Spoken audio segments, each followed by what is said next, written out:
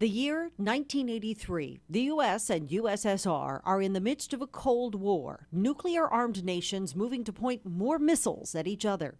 Star Wars is not just a movie, it's an arms race. The fear of nuclear war is palpable. The head of the KGB, Yuri Andropov, had just been elected head of the Soviet Union and was featured on the cover of Time magazine. That caught the attention of a 10-year-old girl in Manchester, Maine. She wanted me to write a letter, and I just, without thinking, said, well, why don't you write a letter? And I went off to do my thing, and next thing I know, she's got this letter for me to look at and to mail. In that letter, Samantha Smiths congratulated Andropov on his new job and said she was worried about nuclear war. She asked what his intentions were and finished by saying that God made the world for us to live in peace and not to fight. She reached out in a way that no diplomat really could, and her innocent plea caught the eye of someone at the Kremlin. It took about half a year to get the letter back from him, but he finally did write back to me. And he told me that I reminded him of Becky in the book Tom Sawyer. He told me how they were really concerned about peace, too, and friendship, and he said that they would never be the first ones to use the nuclear weapon.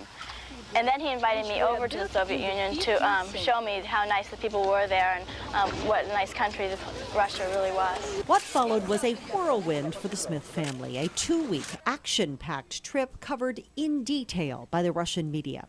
John Doherty covered it for NewsCenter. The Smiths were incredible people, all three of them, and incredible by being as normal as they were in the midst of extraordinary situations they were placed in.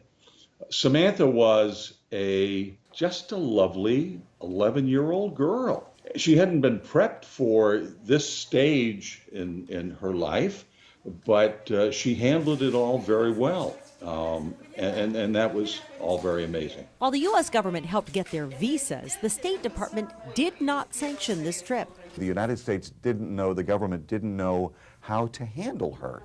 I mean, she was freelancing peace. It was scary, and we knew there was this potential for anybody who talked to the Soviets to be seen as some sort of communists themselves. Some worried that while Samantha's intentions were pure, her trip played into the Russians' hands, allowing them to soften their hard-edged image to the world. But many were smitten, not just by this beautiful child, but by her message. The kids here and all the people here are really much like Americans, except for the language.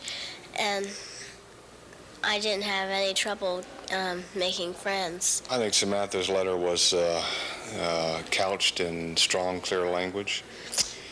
And she asked out of her innocence the kind of questions that many people perhaps feel, but don't take the time or don't have the courage to ask.